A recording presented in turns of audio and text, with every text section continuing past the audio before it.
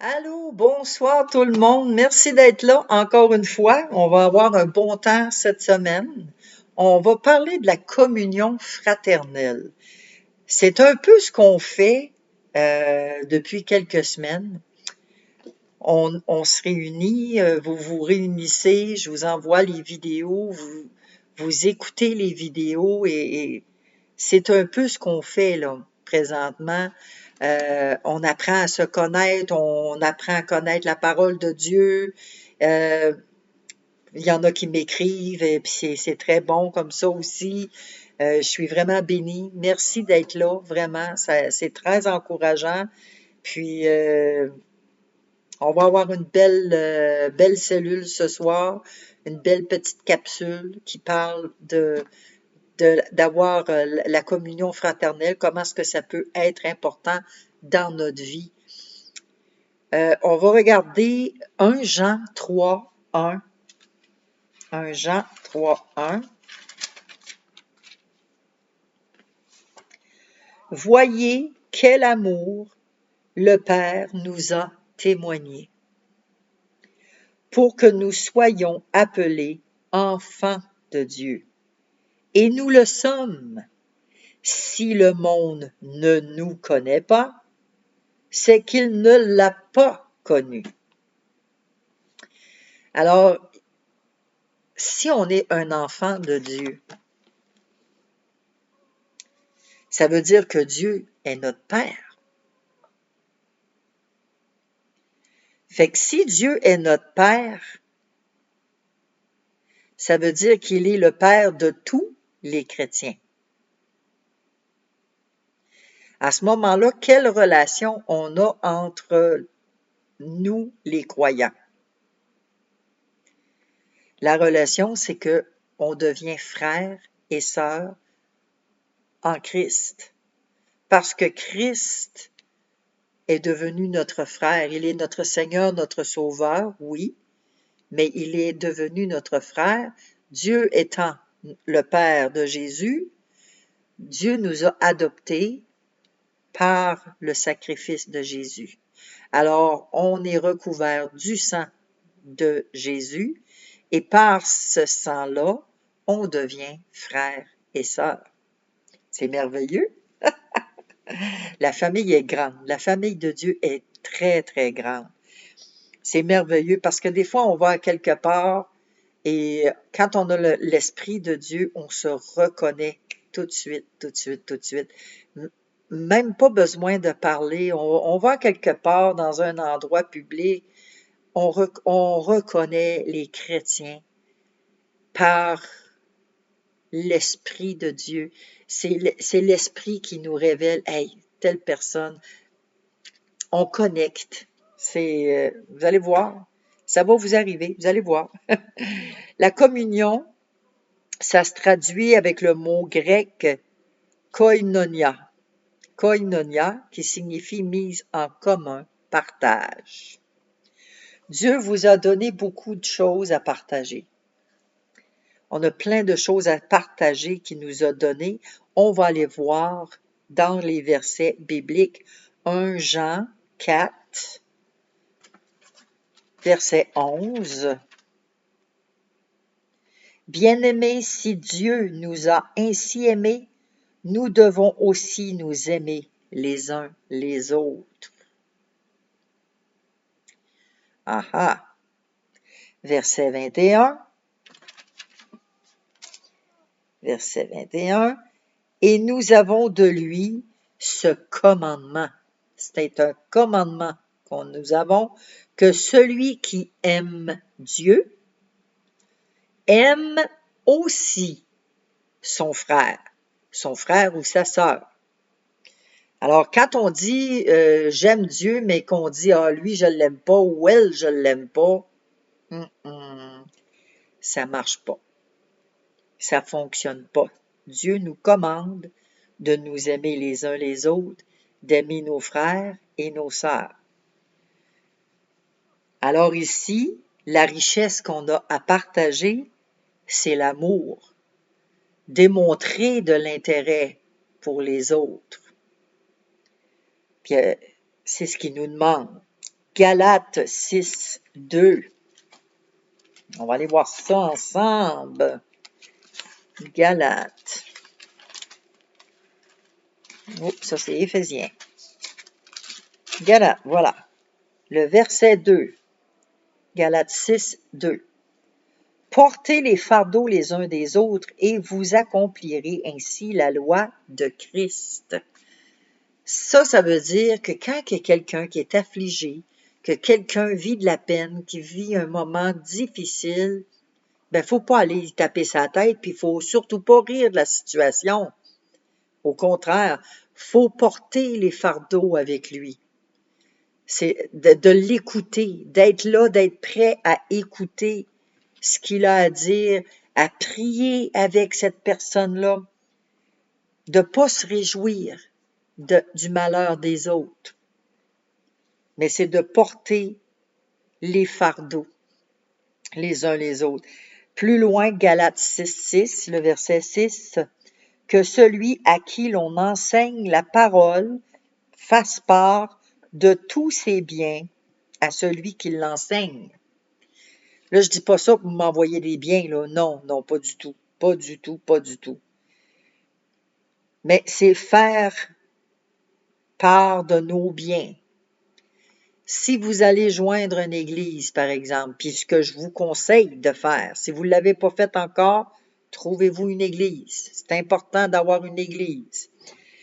Quand vous joignez une église, il passe le panier en avant.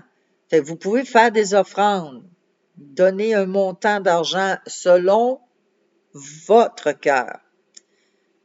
C'est pas une obligation, mais c'est entre vous et Dieu.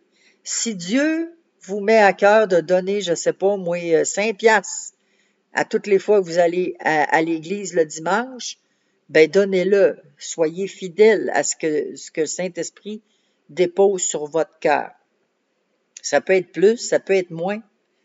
Ça peut être $1, 25 cents, mais c'est le but, c'est d'être fidèle. Puis si vous êtes capable de faire au-delà, ben pas tout le temps, mais de temps en temps, vous pouvez faire au-delà de ce que vous avez résolu dans votre cœur. Alors, c'est de faire part des biens. C'est une richesse que Dieu demande qu'on partage avec les autres. Jacques 5, le verset 16. Bon, Jacques, frère Jacques, 5, 16. Alors, mon Dieu, quel soupir rose, tabarouette. Confessez donc vos péchés les uns aux autres et priez les uns pour les autres afin que vous soyez guéris. La prière fervente du juste a une grande efficacité.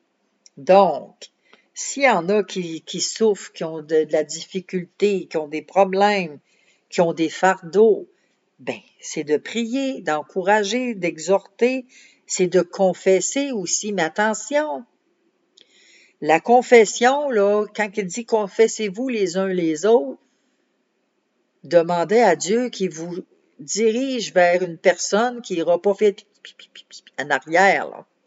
Que la confession que vous allez faire, que vous trouvez une personne de confiance qui n'ira pas vous poignarder dans le dos. D'accord? C'est important.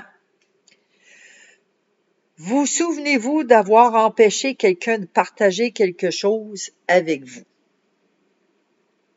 Tu sais, des fois, là, il y en a, ah ouais, prends-en, prends-en. Non, non, non, non, merci, j'en veux pas. Tu sais, mettons, un sandwich ou, ah, tu veux-tu avoir un verre d'eau? Non, merci, j'en veux pas. Des petites choses, moi, c'est ce que j'ai comme exemple à vous donner. Mais est-ce que vous vous souvenez qu'il y a quelqu'un qui a voulu partager quelque chose avec vous puis que vous l'avez empêché de vous donner? Est-ce que votre manque d'intérêt l'a gêné dans son désir de s'approcher de vous? Ça a-tu gêné la personne? Tu sais, Vous refusez, mais est-ce que lui, par après, ça l'a gêné de s'approcher de vous? Moi, c'est sûr que non, parce que en général, les gens, ils viennent à moi, puis les gens se confient très facilement, parce qu'ils savent que je les juge pas, que je les condamne pas, puis que je le tape pas sa tête avec des versets bibliques, puis à leur dire que c'est pas de Dieu, puis ci, puis ça, puis à les condamner. Fait que les gens, moi, j'ai pas de difficulté. Les gens s'approchent de moi assez facilement. Puis en temps normal, s'il y a quelqu'un qui me donne, oui, je vais être mal à l'aise, mais je vais l'accepter. S'il y a quelqu'un qui me donne quelque chose, c'est malaisant, mais je dis merci au Seigneur parce que on a tous besoin les uns des autres. Puis on a tous besoin euh, avoir du réconfort les uns les autres ou d'avoir un partage, que quelqu'un veut nous donner quelque chose. Moi, j'aime ça donner parce que c'est sûr qu'il y a beaucoup plus de plaisir à donner qu'à recevoir, mais il faut apprendre à accepter les cadeaux quand les cadeaux se présentent. C'est ça que je veux dire, là. Faut pas être gêné avec ça. Quand ça se présente, il n'y a pas personne qui aime pas ça, tu sais, refuser des cadeaux, là, quand même. Les chrétiens peuvent être en communion les uns avec les autres parce qu'ils sont tous des pécheurs pardonnés. Pardonnés, certes, mais encore pécheurs. Puis on va rester pécheurs jusqu'à ce que Jésus-Christ revienne. On reste des pécheurs. Sachant cela, que devez-vous faire si vous avez offensé votre frère? On va aller voir dans Matthieu 5. Matthieu 5, et c'est le verset 22 à 24. Quand on offense quelqu'un, 22 à 24. On va lire 21, tiens, OK? Vous avez entendu qu'il a été dit aux anciens, tu ne tueras point, celui qui tuera mérite d'être puni par les juges. Mais moi, je vous dis, ça c'est Jésus, mais moi, je vous dis que quiconque se met en colère contre son frère mérite d'être puni par les juges. Que celui qui dira à son frère raca, imbécile, colon, idiot, innocent, OK? Que celui qui va dire des mots pareils à son frère mérite d'être puni par le Sanhédrin. Et que celui qui lui dira insensé mérite d'être puni par le feu de la géhenne. 23. Si donc tu présentes ton offrande à l'autel et que là tu te souviennes que ton frère a quelque chose contre toi, laisse là ton offrande devant l'autel, va d'abord te réconcilier avec ton frère, puis viens présenter ton offrande. Fait que ça veut dire que de pas être en brouille, de pas être en chicane avec les autres, de rechercher la paix avec tous les frères puis avec toutes les sœurs. Fait que si on est en chicane, qu'on s'est chicané, puis que là, on se souvient, là, oui, il faut demander pardon à Dieu, oui, mais il faut aller se réconcilier avec son frère ou sa sœur. Puis si notre frère ou notre sœur ne veulent pas se réconcilier, nous pardonner, ça sera leur problème à eux autres. Mais nous, on va avoir fait ce que la parole de Dieu nous demande, d'aller et de demander pardon, puis de nous réconcilier. Après ça, là, si la personne ne veut pas, ben regarde, Seigneur, moi je suis en paix, là. Moi je suis en paix avec ça. Travaille son cœur, puis il faut prier pour que notre frère puis notre sœur, le Seigneur la touche, puis qu'il accepte le pardon. Il faut prier aussi, hein. Alors, qu'est-ce qu'il faut qu'on fasse? C'est d'aller lui demander pardon et chercher la réconciliation avec lui. Raka, ça veut dire sans valeur. C'est un terme profond de mépris, mépriser. Que devez-vous faire si c'est lui qui vous a offensé? S'il y a quelqu'un vraiment qui m'a offensé, puis que là, je suis à l'église, puis que là, je rumine après ça, puis que... Matthieu 18, 15. Je fais passer un pitbull. Matthieu 18, 15. C'est bien ça, hein? Ouais. En tout cas, si vous êtes plus vite que moi, tant mieux. Tant mieux, tant mieux, tant mieux. Vous prenez de la vitesse. Matthieu 18, verset 15. Si ton frère a péché, là, dans le fond, si ton frère t'a fait une offense, qui t'a blessé, qui t'a fait de quoi, va et reprends-le entre toi et lui seul. S'il t'écoute, tu as gagné ton frère. Ensuite de ça, on a le verset 35.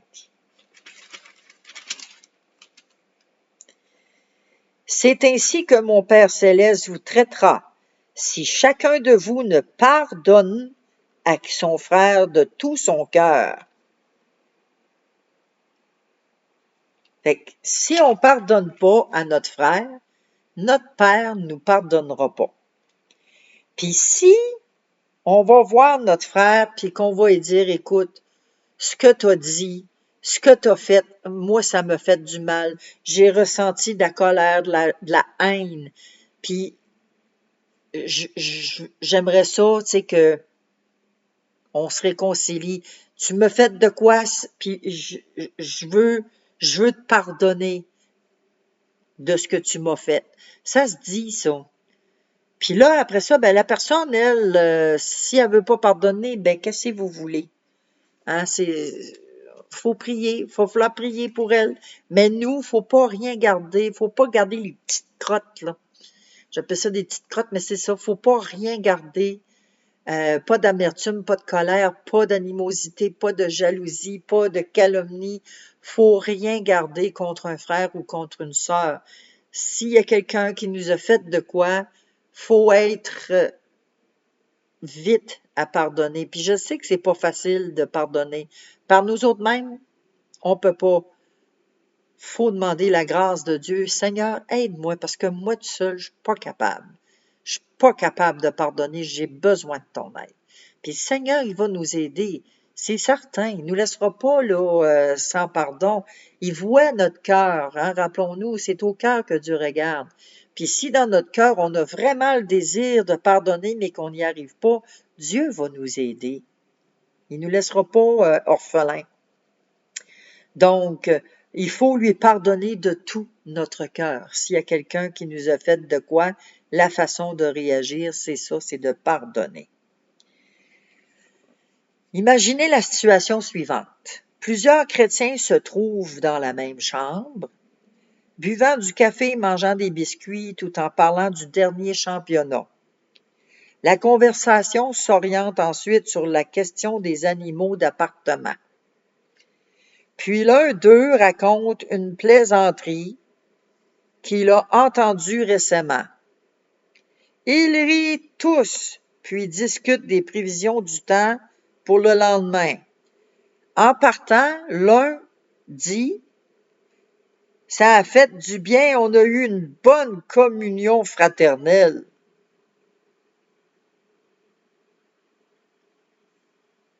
Voyez-vous là ce qu'on va... Communion fraternelle, là? Est-ce que ça ressemble à ça vraiment, une communion fraternelle?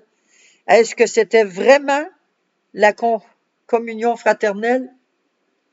Ils sont réunis ensemble, ça boit du café, ça mange des biscuits, ça parle du championnat, ça a des conversations qui s'orientent sur des animaux, ça lâche des jokes.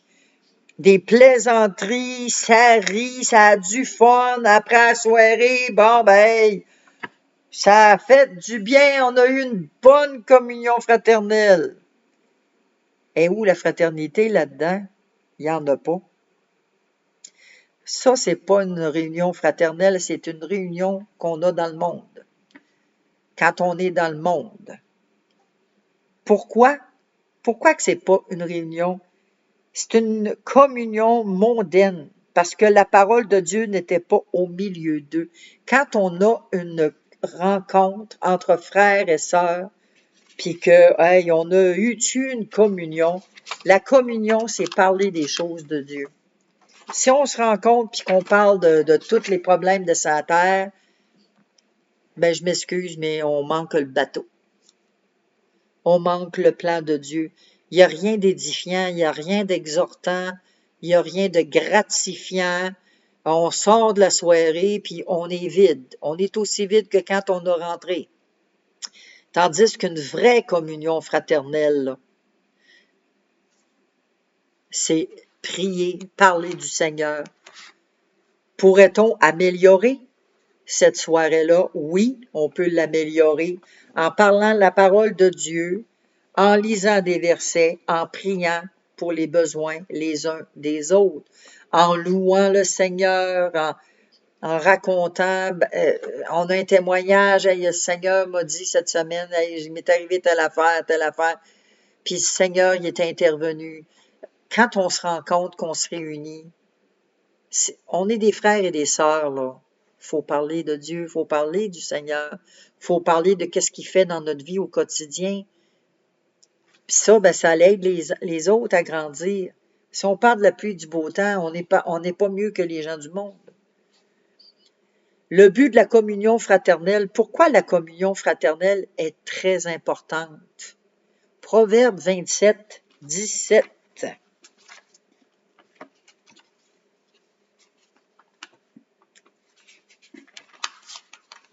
Proverbe 27, 17. Comme le fer aiguise le fer, ainsi un homme excite la colère d'un homme. Alors ici, c'est pour éviter de se mettre en colère. 27, 17, c'est bien ça que j'ai lu. Comme le fer aiguise le fer. Ainsi un homme excite la colère d'un homme. Pourquoi la communion fraternelle est-elle importante? C'est pour éviter de se mettre en colère. C'est que, oui, on va s'aiguiser les uns les autres, puis quand on s'aiguise les uns les autres, ben on devient plus doux. Hein? C'est comme papier sablé, quand on va sabler du bois, le grain de bois va devenir plus doux. Donc, c'est dans le but de nous adoucir les uns les autres. Ecclésiaste, on va dire, Ecclésiaste 4. Lui, j'ai tout le temps de la difficulté à le trouver dans ma Bible, Ecclésiaste. Il est où? Après les proverbes. Ah, oui, OK. Je me trouve des petits trucs. Ecclésiaste 4, verset 9, 10. Quel avantage celui qui travaille retire-t-il de sa peine? J'ai vu à quelle occupation Dieu soumet les fils de l'homme. Ecclésiaste, voyons, je me suis encore trompée, excusez-moi. Voyez que je suis pas parfaite, là. Là, j'étais dans 3, 9, 10. Ça n'a pas rapport, hein? Je vous ai dit 4, 9, 10. Je sais, là, vous, hein? Qu'est-ce qu'elle dit là, elle? Oui, vous avez bien raison. Vous avez bien raison. 2 valent mieux qu'un parce qu'ils retirent un bon salaire de leur travail. Car s'ils tombent, l'un le relève, son compagnon, mais le malheur Mais malheur, pardon, à celui qui est seul et qui tombe, sans avoir un second pour le relever. Alors, quand on est en communion fraternelle et tout ça, ben, on peut se relever les uns les autres. Quand il y en a un qui tombe, on y fessera pas dessus, puis on commencera pas à lui donner des coups de versets bibliques par la tête. Il est faible, là. Ben, nous, on est fort, ben, faut aider les faibles à se relever. Et vice-versa. Donc, quel est le but des rassemblements de chrétiens? Quand les chrétiens se rassemblent, exemple le dimanche matin, c'est quoi le but? Hébreux 10, on va regarder ça.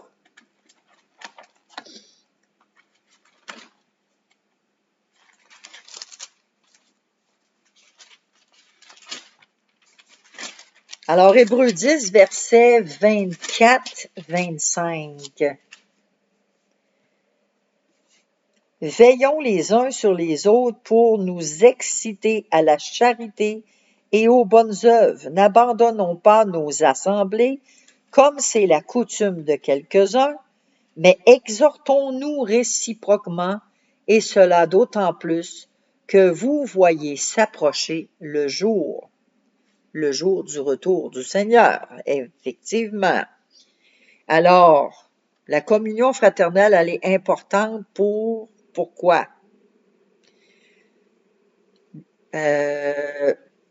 Pour veiller les uns sur les autres et nous exciter à la charité ou l'amour, dans d'autres versions, et aux bonnes œuvres. Puis c'est pour nous exhorter ensemble. Quand on se réunit les chrétiens ensemble, c'est ça. C'est pour avoir une communion, s'encourager, s'exhorter, s'édifier ensemble. Pas pour parler du volleyball, pas parler des élections, pas parler de ci, pas parler de ça. On est des enfants de Dieu. Fait que on va parler des choses de Dieu quand on se réunit, j'espère. Alors, il est parfois utile de trouver d'autres versets de la Bible sur le sujet qu'on étudie. Ce sont des parallèles. Ils appellent ça des parallèles. Fait que souvent, moi, je prends beaucoup Google, tu sais, pour trouver justement les parallèles ou plusieurs versets qui vont dire la même chose. Et on a besoin d'outils comme ça. Dans notre cas, Hébreux 3.13 est un parallèle de Hébreux 10, 24, 25. On vient de lire 10, 24, 25. On va aller voir le parallèle, Hébreux 3, 13.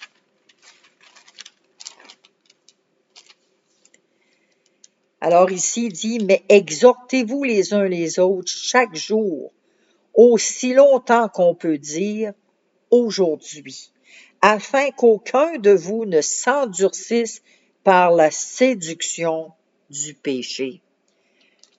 Fait que c'est de s'encourager les uns les autres. C'est un parallèle qui veut dire la même chose.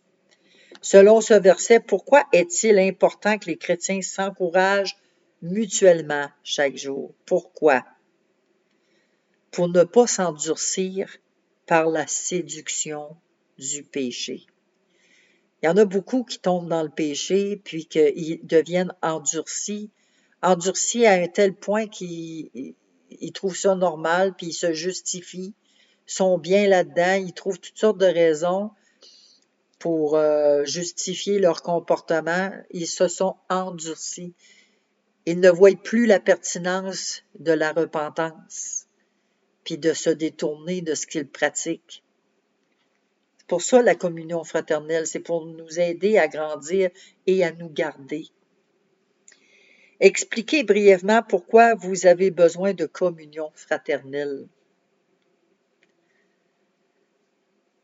Pour être encouragé, pour être exhorté, pour garder une communion avec le Seigneur, pour apprendre et grandir dans la foi, pour comprendre des passages bibliques que des fois moi je comprends pas, mais qu'un frère ou une sœur va comprendre, puis que d'après leur explication, ah, ok, c'est ça que ça veut dire, et que là, le Saint-Esprit me donne la conviction aussi, et il m'éclaire sur certains passages. C'est pour ça qu'on a besoin. Le corps de Christ, Dieu emploie l'image du corps de Christ pour décrire la relation. On va aller voir Colossiens 1, 18. Colossiens, ça c'est ici. 1, verset 18.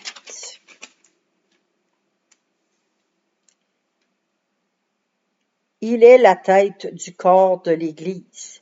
Il est le commencement, le premier d'entre les morts, afin d'être en tout le premier. Jésus, nous, on est le corps de Christ. Jésus, lui, il est la tête du corps. C'est lui qui est le Fils de Dieu, qui est mort, il est ressuscité. Excusez.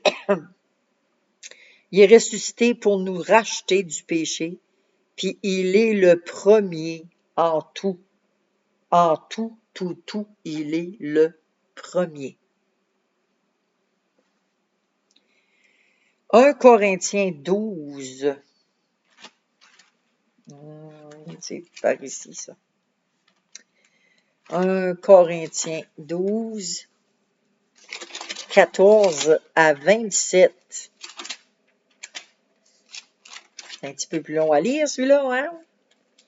1 Corinthiens 12, 14, 27. Ainsi, le corps n'est pas un seul membre, mais il est formé de plusieurs membres. Si le pied disait, parce que je ne suis pas une main, je ne suis pas du corps, ne serait-il pas du corps pour cela?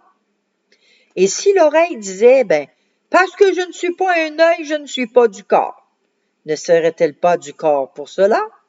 Si tout le corps était œil, où serait l'ouïe? Où serait l'ouïe? S'il était tout ouïe, où serait l'odorat? Maintenant, Dieu a placé chacun des membres dans le corps comme il a voulu. Si tous étaient un seul membre, où serait le corps? Maintenant donc, il y a plusieurs membres et un seul corps. L'œil ne peut pas dire à la main, je n'ai pas besoin de toi, ni la tête dire aux pieds, je n'ai pas besoin de vous. Mais bien plutôt, les membres du corps qui paraissent être les plus faibles sont nécessaires. Et ceux que nous estimons être les moins honorables du corps, nous les entourons d'un plus grand honneur. Ainsi, nos membres les moins honnêtes reçoivent le plus d'honneur, tandis que ceux qui sont honnêtes n'en ont pas de besoin. Dieu a disposé le corps de manière à donner plus d'honneur à ce qui en manquait, afin qu'il n'y ait pas de division dans le corps, mais que les membres aient également soin les uns des autres. Et si un membre souffre, tous les membres souffrent avec lui. Si un membre est honoré, tous les membres se réjouissent avec lui. Vous êtes le corps de Christ et vous êtes ses membres, chacun pour sa part. Qui a donné aux membres leurs fonctions diverses? C'est Dieu qui a placé comme il a voulu chacun d'entre nous. C'est Dieu lui-même qui nous donne la fonction. Quel est son désir à Dieu? Dieu, il veut pas qu'il y ait aucune division, que nous prenions soin les uns des autres, dans l'affliction comme dans la joie. Quelles sont les attitudes qui peuvent rompre l'harmonie du corps? La comparaison. Quand on commence à se comparer à un puis à l'autre, ça peut rompre une harmonie. Le rejet. Quand on commence à rejeter les autres, mettons, un frère ou une sœur qui est un peu moins qui est moins intelligent, qui est moins intéressant, ben on va le rejeter. On va se tenir avec ceux qui sont phoneux, ceux qui ont la parole facile, ceux qui sont bien portants, mais on oublie souvent les gens qui sont timides. Il y a des gens qui sont timides, qui n'osent pas avancer vers les gens, puis on les exclut parce qu'ils parlent pas, sont pas intéressants. Fait que c'est ce que Dieu veut qu'on fasse pas. On fait pas des comparaisons, puis on n'ignore pas les frères puis les sœurs, puis on les rejette pas. Est-ce qu'il y a des fonctions sans importance dans le corps? Y a-t-il des membres qui n'ont pas d'importance dans le corps? Ça, c'est au verset 20 à 22. On va le lire, 20 à 22. Maintenant donc, il y a plusieurs membres et un seul corps. L'œil ne peut pas dire à la main, je n'ai pas besoin de toi, ni la tête dire aux pieds, j'ai pas besoin de vous. Mais bien plutôt les membres du corps qui paraissent être les plus faibles sont nécessaires. Donc, tous les membres sont importants dans le corps de Christ. Ce qui arrive lorsque vous vous donnez un coup de marteau sur les doigts, là, ça fait mal en tabarouette. Hein? Quand on a un coup de marteau, là,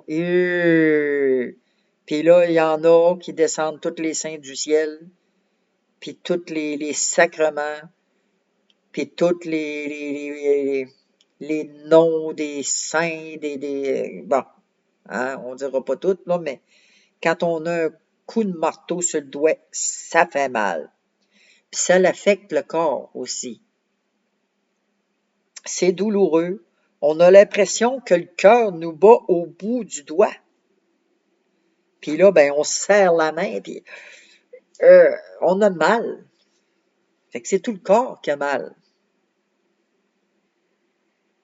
1 Corinthiens 12, 6, le verset 6.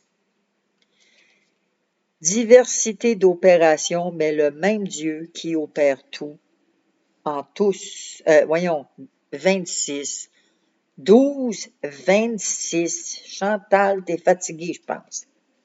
Et si un membre souffre, tous les membres souffrent avec lui. Si un membre est honoré, tous les membres se réjouissent avec lui. Alors, oui, le corps souffre quand il y en a un qui souffre. Puis si le corps souffre pas, ben le corps est pas en santé. Fait que il va falloir aller consulter le grand médecin. Si on souffre pas avec ceux qui souffrent, on a un problème. Le corps travaille comme une entité et pourtant il est composé d'organes spécialisés qui ont des fonctions différentes. Décrivez brièvement comment l'unité et la diversité peuvent coexister dans le même corps. Là, je sais que ça va vous faire travailler. On va décrire comment l'unité et la diversité peuvent coexister dans le même corps. On dit que chaque membre est unique et a une fonction différente. La main est différente du pied, comme l'œil est différent de l'oreille. L'enveloppe corporelle nous garde ensemble, on est liés. On forme un seul corps, c'est notre enveloppe corporelle. Mon pied fait partie de mon corps. Tout comme Jésus-Christ nous garde liés les uns les autres. Qu'est-ce qui garde ma main liée à mon bras? Ben, c'est mon corps, c'est les muscles, les tendons, les os. On est tous modeler ensemble. Éphésiens 4, 2, 3. On va regarder ça ensemble.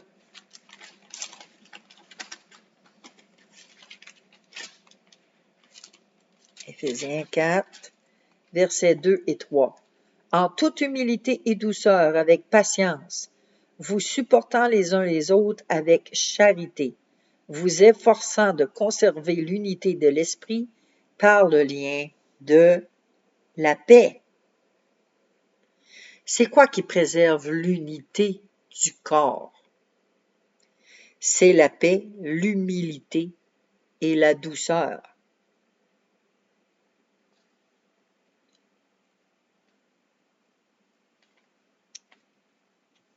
Puis c'est surtout aussi l'Esprit de Dieu. Surtout l'Esprit de Dieu.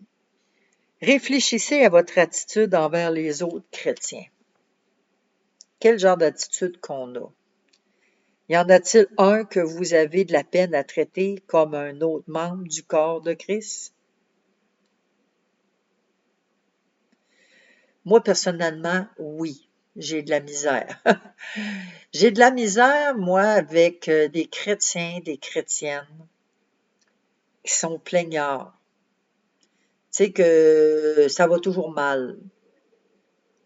Ils sont jamais contents, ils sont jamais bien. Ils ont toujours quelque chose à critiquer. Ça, j'ai de la misère avec ça.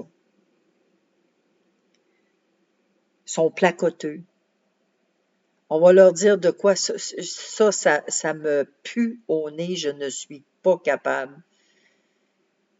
Puis moi, maintenant, tu sais, là, j'ai le discernement, puis j'essaye souvent les gens. Je vais compter de quoi, je vais dire de quoi, puis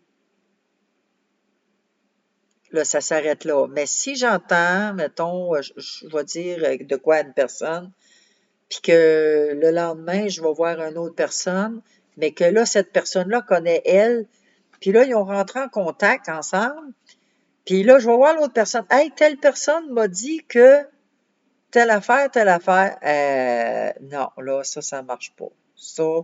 Ça ne marche pas. Quand on se confie à quelqu'un, moi, j'aime pas ça, le placotage. J'aime pas ça, placoter. Je placote pas des autres.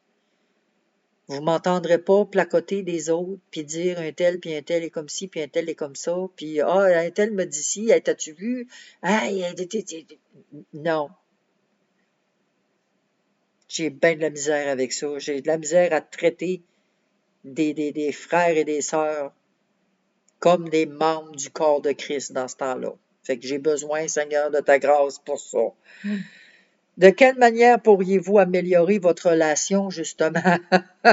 De quelle manière seul Dieu peut me donner l'attitude que je dois avoir avec ces gens-là? Il y a juste Dieu qui peut m'aider parce que de par mes propres forces, je suis pas capable. Ça prend la grâce de Dieu. Ça prend l'amour. Ça prend la patience. Oh my, que ça prend un paquet d'affaires. Puis pour ça, ben, j'ai besoin de Dieu parce que sans Dieu, je suis pas capable de les supporter. Je m'excuse, mais je suis pas capable.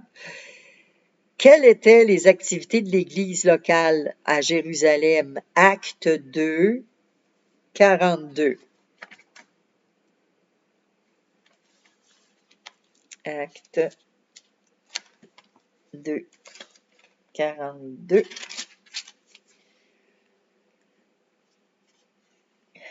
Les activités qu'il faisait.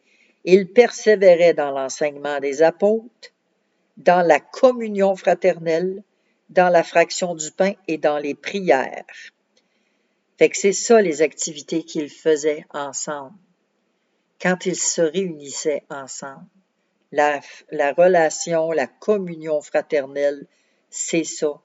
C'est de persévérer, de s'enseigner les uns les autres, de s'édifier, de manger ensemble, de partager notre nourriture ensemble, de se réunir, de festoyer ensemble, mais dans le Seigneur. Pas avoir des conversations qu'on avait dans le temps, dans le monde. Ça donne quoi d'être chrétien si on se réunit ensemble puis qu'on ne parle pas de Dieu? il n'y a pas d'intérêt, j'aime mieux rester tout seul.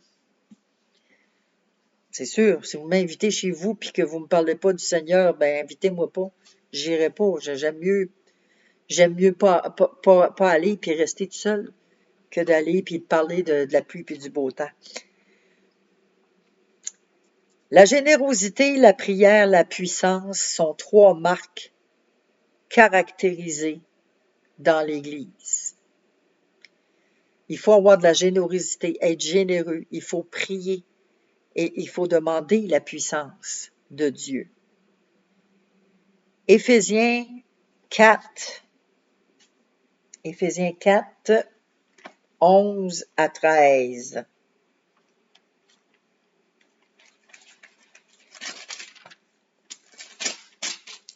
Éphésiens 4. Et a donné les uns comme apôtres, les autres comme prophètes, les autres comme évangélistes, les autres comme pasteurs et docteurs, pour le perfectionnement des saints en vue de l'œuvre du ministère et l'édification du corps de Christ, jusqu'à ce que nous soyons tous parvenus à l'unité de la foi, de la connaissance du Fils de Dieu, à l'état d'homme fait, à la mesure de la stature parfaite de Christ. Fait que Dieu a donné à l'Église. Puis quand une Église n'a pas les 5 ministères, c'est une Église qui est en danger, puis elle n'est pas en santé. Et je m'excuse, mais ce n'est pas le pasteur en avant qui a tous les 5 ministères. Pasteur en avant là, qui prétend avoir tout ça, là, c'est un imbut de lui-même. Là. Il ne peut pas avoir tout ça, c'est impossible. Qu'est-ce qui doit équiper les saints de telle façon qu'ils puissent accomplir l'œuvre du ministère? Ça prend des apôtres. L'apôtre est avant les prophètes. Fait que l'apôtre, les prophètes, les évangélistes, les pasteurs et les docteurs. Fait que si dans une église, il n'y a pas ces 5 ministères-là, qui ne sont pas pratiqués les 5 par la même personne, là, s'il vous plaît, l'Église n'est pas en santé, est en danger. Et le but de justement ces ministères-là, c'est pour parvenir à l'unité de la foi et de la connaissance du Fils de Dieu, à l'état d'homme fait, à la mesure et à la stature parfaite de Jésus-Christ. S'il n'y a pas ça, l'Église, elle va stagner, elle ne grandira pas. Elle va toujours rester égale avec les mêmes membres. Il y en a qui vont venir, il y en a qui vont repartir. Parce que ceux qui viennent, ils s'aperçoivent que ça ne marche pas, fait qu'ils repartent. Fait que, tu sais, ça devient un peu comme sectaire, là. Dans Pierre aussi, le passage donne des directives aux chefs et aux membres du troupeau. Parce qu'il y a des directives à suivre. Donc, on va lire 1 Pierre 5, versets 1 à 5.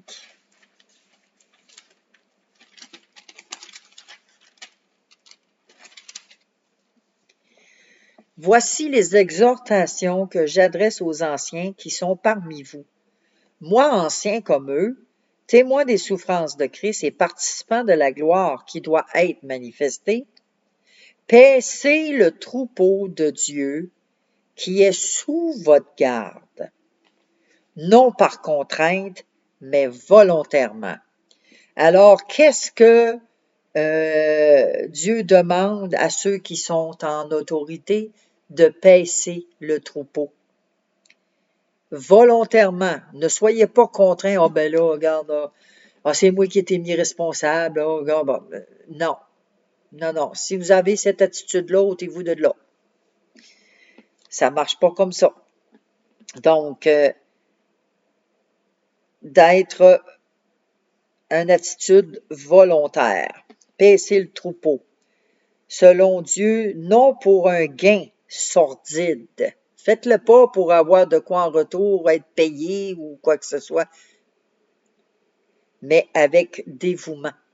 Soyez dévoués, volontairement dévoués à enseigner à paître le troupeau, non comme dominant sur ceux qui vous sont échus en partage, pas dominer puis les mener par le bout du nez puis les contrôler puis les manipuler. C'est pas ça. Mais en étant des modèles du troupeau. C'est d'imiter Jésus-Christ dans le fond. Jésus y était le modèle. Lorsque le souverain pasteur paraîtra, vous obtiendrez la couronne incorruptible de la gloire. De même, vous qui êtes jeunes, soyez soumis aux anciens. Et tous, dans vos rapports mutuels, revêtez-vous d'humilité. C'est de voir les autres au-dessus de nous autres-mêmes. Même le pasteur en avant, il est supposé de voir ses brebis au-dessus de lui-même. Il n'est pas supposé de se sentir supérieur aux autres. Il doit montrer l'exemple. Jésus-Christ a montré l'exemple. Jésus-Christ, il s'est humilié. Il s'est ceint les reins avec une serviette, puis il a commencé à laver les pieds de ses disciples. Fait qu'il faut s'humilier. On est serviteur. Servir les autres, les uns et les autres. Si on est là pour se faire servir, ça marche pas. C'est pas une bonne communion fraternelle. Donc, il faut qu'on soit soumis et humble, avec soumission et humilité.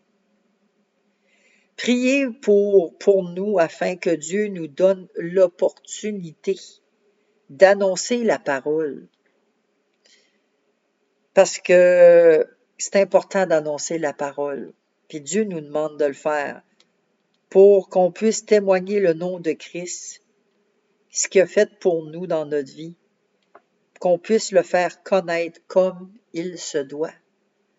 Seigneur, il a dit, allez par toutes les nations, prêcher. C'est ce qu'on doit faire.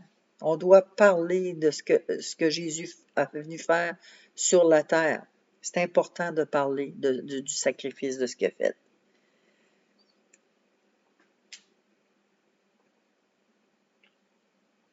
Ensuite de ça, on doit donner des paroles de reconnaissance. Être reconnaissant envers les frères, envers les sœurs. Des paroles de reconnaissance, c'est des paroles de remerciement.